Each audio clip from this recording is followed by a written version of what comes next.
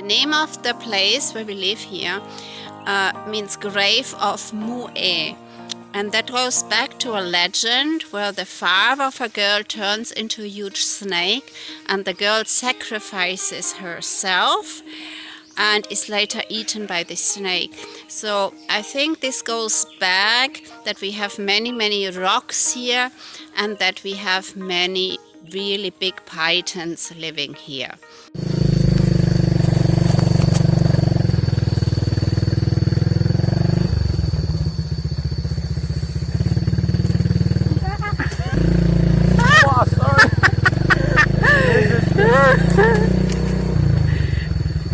And the next one, wait, I get off here, huh? Okay. No? Okay. Drive in the river. Drive in the river. River. But this is shortly before river.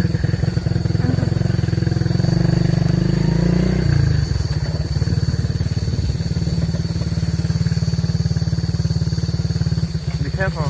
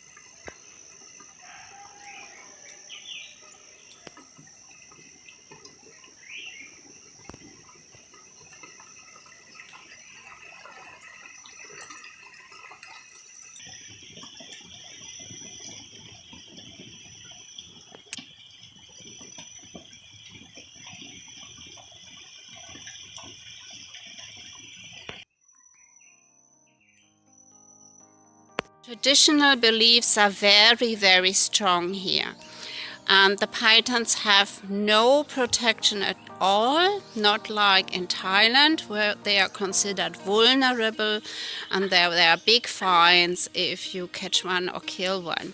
So this is not the case here. People see a python, it's killed and it's eaten because it's still considered delicious. And they also have this strange belief, which like the bear bile, to eat the bile of the python.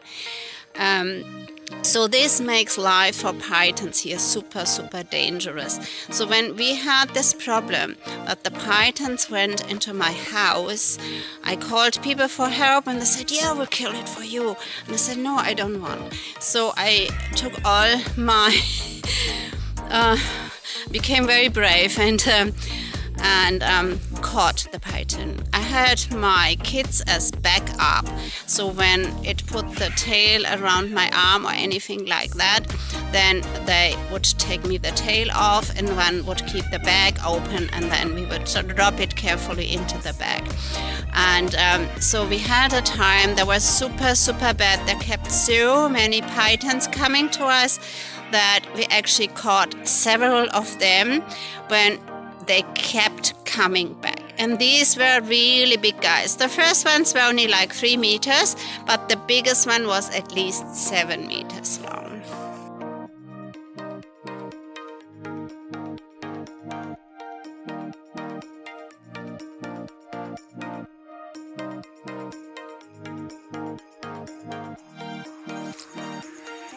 Bobby.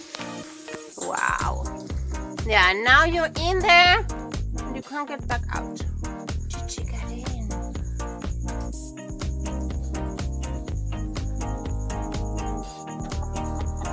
They said these traditional beliefs are that they will kill but not ever touch a python.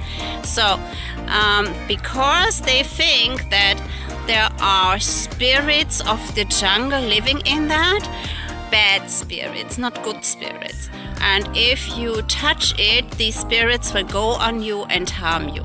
So I shocked everybody by catching pythons to keep them alive, also to keep them from going to the neighbors, so they would have been killed. So we fed them with chickens. We built the snake house, we fed them with chickens, and later we released them.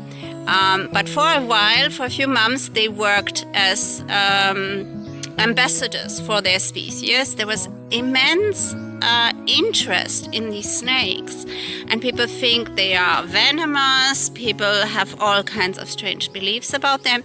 So whenever we had visitors, I would explain that they are harmless unless you are a chicken, what they eat, that they truly have no venom, that you can touch them, that you do not need to kill them because they are not dangerous for people. I think in the whole world are over a long time 1 or 2 cases where somewhere deep in the jungle people have been attacked by pythons. So this is so rare. And anyway, ours are not big enough to do any harm unless they go around your neck. So I really have the experience. They went past my bed where I was just sleeping in the mosquito net, and many times, and they just ignore you. They also ignore the dogs because the dogs are also already too big to be eaten. So an animal which fits into their prey scheme, like a cat, kitten, of course any kind of chickens, rabbit, etc., yeah, they will go for this, but they will not go for you. So no need to be scared of them, and they really have no venom.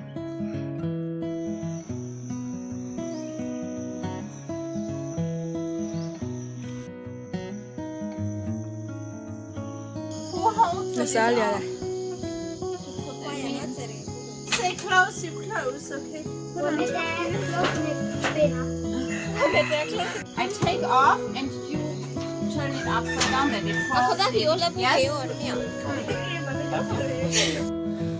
I let snakes live in my garden. I don't really like when they come in my house, of course, but when I see it's a harmless kind, so I've been studying the different kinds of snakes, so I can tell pretty fast which is venomous and which not. And they take care of the mice and rats and whatever stuff we might have in the house, and in areas where the cats cannot get in. So the cats are also a protection to keep the numbers of snakes down, because there is then not so much prey for snakes there. When the pythons came, some of them, I'm pretty sure, were sick when they came, because they really went for the chickens, and normally they will live off the rats in the jungle. There are lots of them. Many different kinds of rodents and squirrels and everything like this. And And yeah, only Poppy, she really kept coming back and coming back. She had no fear at all.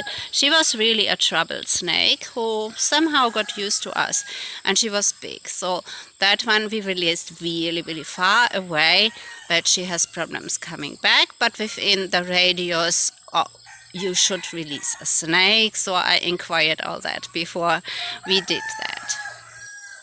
You're not shy.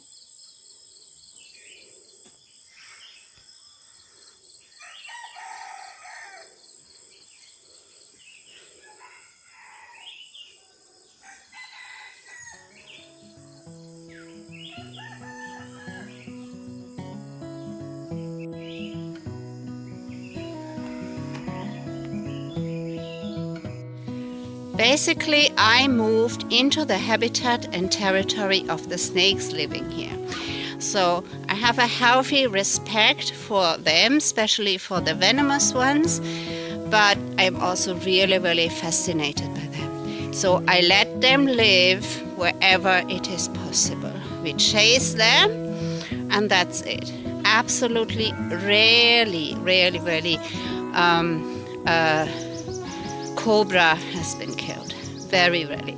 The people living here, they kill everything because they don't understand what snakes are harmless and which are not. And then they really go for everything what they can find, and they're so scared they kill everything. We have also a lot of lizards here, which are also really, really great and interesting.